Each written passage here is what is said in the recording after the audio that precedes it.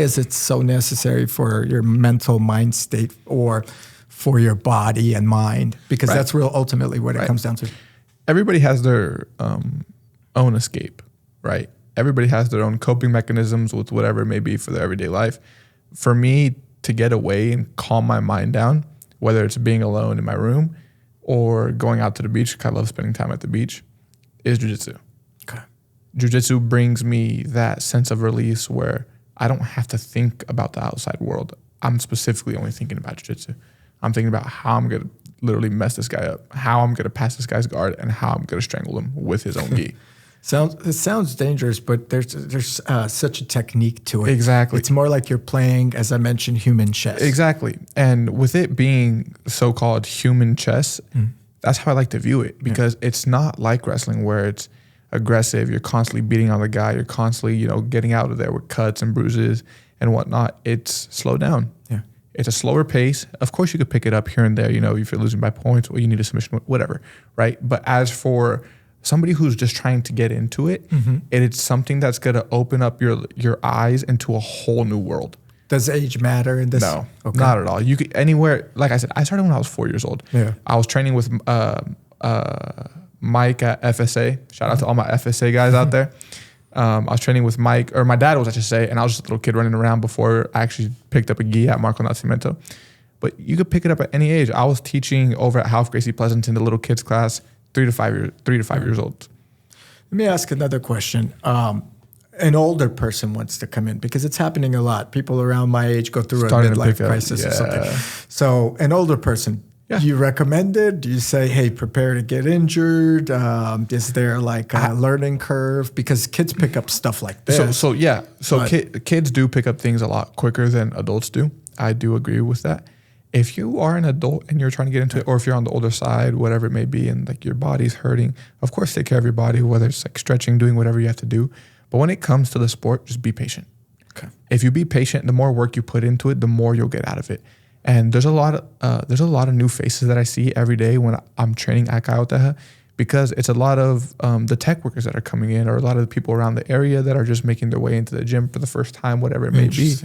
And like being able to help and give back to these guys, or even just watch them from afar, it's insane to like see how their eyes just like twinkle up, like light up when they're just like, dude, that was so cool. That was so cool. Can you teach me that? And what's funny is jiu-jitsu is one of those sports where, because it's so complicated, it's like a chess game. It's like a puzzle. It's a puzzle. And you're getting a lot of engineers that come through. It's no longer like that macho man that's like, I'm going to destroy everybody. It's like some guy that rolled up on a skateboard potentially, but he's a killer. So it ranges from every size, from whether you're small and petite to a bodybuilder. And I said skateboard, I meant to say electric one-wheel scooter, which is nowadays what's around the San Francisco area. So it sounds to me like what you meant is it's good for the mind because it gives you an escape. Yes. It's good, obviously, for the body because you're exercising. And most importantly, it gives you that self-defense. And it gives you confidence. Let's talk about that. And both self-defense and confidence, right? Whether you've been picked on when you were little or picked on at work, whatever it may be, it gives you that sense of confidence. You walk in not necessarily feeling like you're the man, although, some people may, depending on how their ego may be, respectfully. But it's more so, you could protect yourself. You could protect those around you is what matters most. That's the best way to put it. I think when you're in a room and you feel secure enough to handle yourself in a given situation against a bully or against a person that doesn't like you. It's also a deterrent, I would say, where they know you do it and they're kind of second guessing should they make a move or not if they know you. Well, if they know, right? Because there's always people that don't. And they're just like, But, listen, your dad once said it to me. He told me, he's like, hey, you could tell by the eyes if a person is going to come at you or don't mess with the person. And if they have that dog in them, right? We talk about the dog. And I said, yeah, coach, what do you see in my eyes? And he didn't answer. You could see it. You could definitely see it in a person, whether it's in competition or out in the street. You could see it in the guy's eyes. It doesn't take much. We're going to talk about competition because we both have done it I've done it 3 times. 2 of those times was at a weird time in my point of things that happened, like the days before. But you've done it like really professionally, which is the higher tiers. Before we do that, let's talk about how it is having a black belt as a dad, and obviously the black belt is the highest level of jiu-jitsu, or actually not the highest, excuse me. But like what we normally see in class. We don't see red belts. It's rare to see red belts on a modern day, but at the end of the day, the red belt is the highest. But having a black belt as a dad has been one of the greatest things that's ever happened to me. Do you look up to him like 100%. he can? Now I did get a video of him beating you one time. That was the only video. Don't have to remind me of it. He's happy about that. So you would say just having to catch the video when we'll put it up here. Okay, it'll be here. Give me a little bit more. I haven't figured out how to use this whole thing yet. Again, so next time I'll have it up on the screen. We can watch it live. But give me a little bit more. Like, is he encouraging? Is he always think he's right because he's a higher ranking belt? So I'll put it like this. My dad, I love him to death. Bye, if you're watching. I love you so much. He is really stubborn. Okay. He's a stubborn motherfucker. Like, I'm sure your mom would agree. Yes. My mom's the one who says it the most.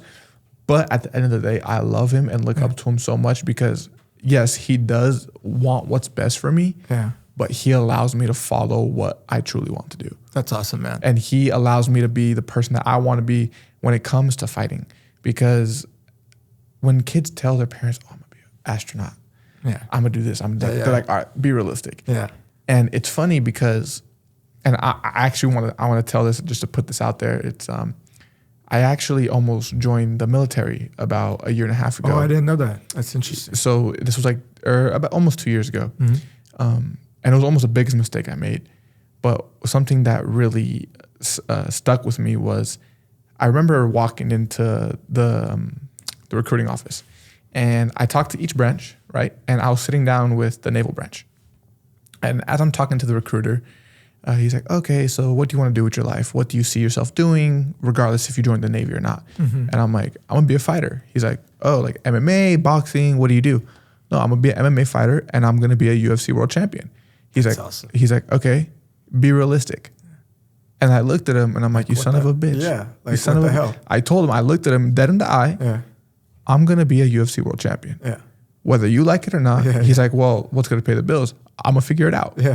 Until I become a UFC world champion and it takes care of everything. Then you'll see me on a yacht like Conor McGregor. So you're going to see me on a yacht like Renato Bezerra. I'm not the next Conor McGregor. I'm not the next Mike Tyson. I'm not none of those guys. I'm Renato Bezerra. That's who I am. That's the next person that I'm going to be. I like that, man. Hey, you know what I'm saying? And you know what? Don't give up on that dream because you know what? Everybody that's successful that I've come across, they say the same thing. Someone tries to blow your smoke out, guys. So no matter if you're starting a business or starting a podcast, follow your dreams.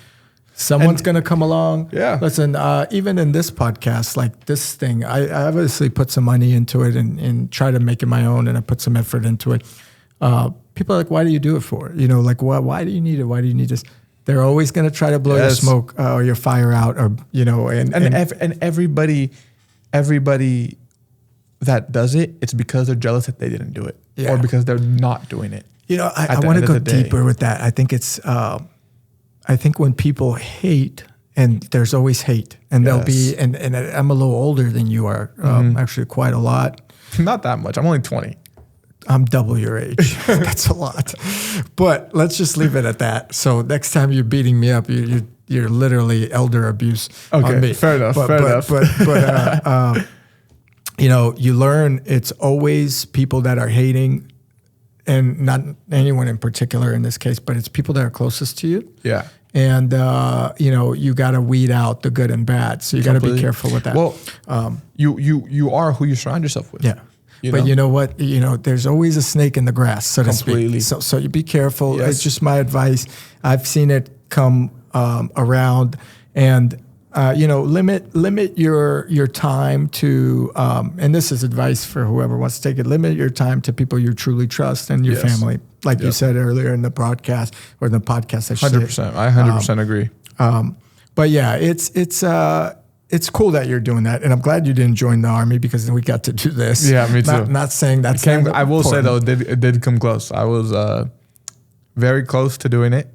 I actually went to MEPS and everything, took the test. Wow.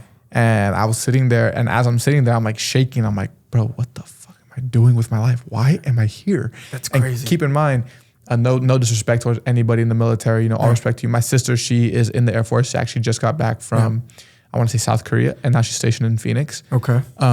So all respect to you guys. You know, have absolutely. I got family in it, so you know.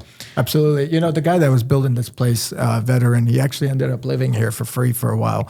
Exactly. He lost rent. I said, bro, you can stay here. It's fine.